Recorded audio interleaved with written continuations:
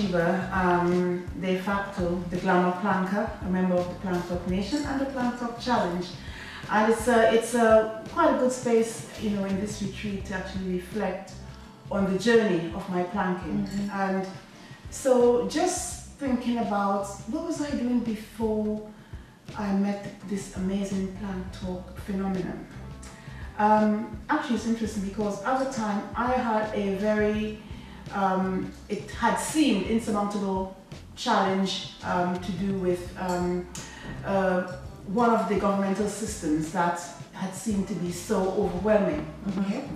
And I was working it in my own way, spiritually, strategically, legally, etc. And just at the time that I entered the Plant Talk Nation, it's really amazing because as you plant and you talk, you also talking and words give you energy. So your energy is building your physical core, but as you speak, you're taking yourself beyond. You're doing like, it's almost like a trajectory where you're seeing possibilities, where the same way in which you see possibilities where there was no other possibility in terms of your core, your fitness.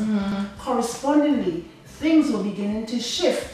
But I had to be the main agency in making that happen. Believing in this movement, believing that it's something new that's going to make a difference, and at the same time taking my mental mindset in correspondence with the possibility of my body. So that made a lot of difference, and then things began to shift. Amazing things began to shift. There are other things I did in terms of like meditation, fasting, etc. as part of that process because it was so intractable. But I must say that the discipline of getting down and planking, of being introduced to the concept of you taking the vitamin C and the vitamin A, and it's not literal vitamins, but it's mental and emotional, motivational vitamins.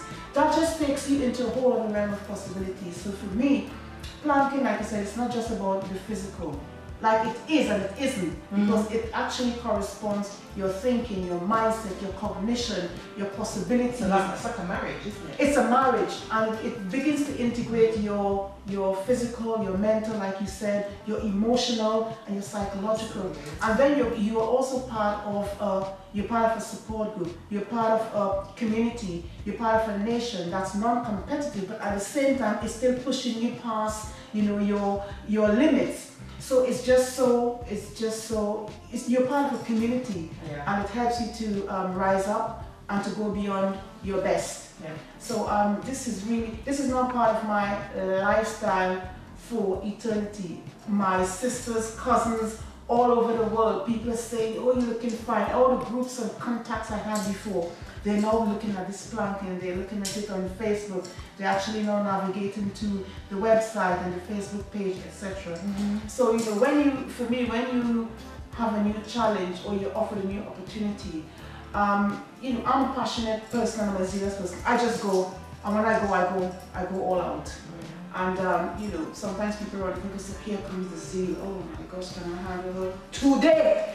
But you know, but I know how to pull back and how to tone it down. But I believe, like you said, this life, you know, it could be more fragile than we think. Our connections, our relationships, the things we do, the things we achieve, the goals we set, you know, etc. So it is a salutary moment because the planting helps you to reflect, and it helps you to review and to evaluate, and it helps you to begin to be inspired by others, you know, and to be humble. To know that there'll be others who will be planting, who will be more skilled than you, who may be able to plant longer than you. So it's also part of your own growth and development in terms of understand that in life there are always people who would be better than you in different spheres. But as long as you are in your zone and you know who you are, you know your mission, your purpose. The thing is, I always say, perhaps, I don't know, maybe I should end with this. I've said that really, for me, it's almost like an insult to be jealous or to be insecure. And when I say that, because when you think that you are the most unique person on this planet, in this universe, there is nobody else exactly like you. And if you could just ingest that, then you know that, you know, you're here for a purpose, and your purpose is to plant.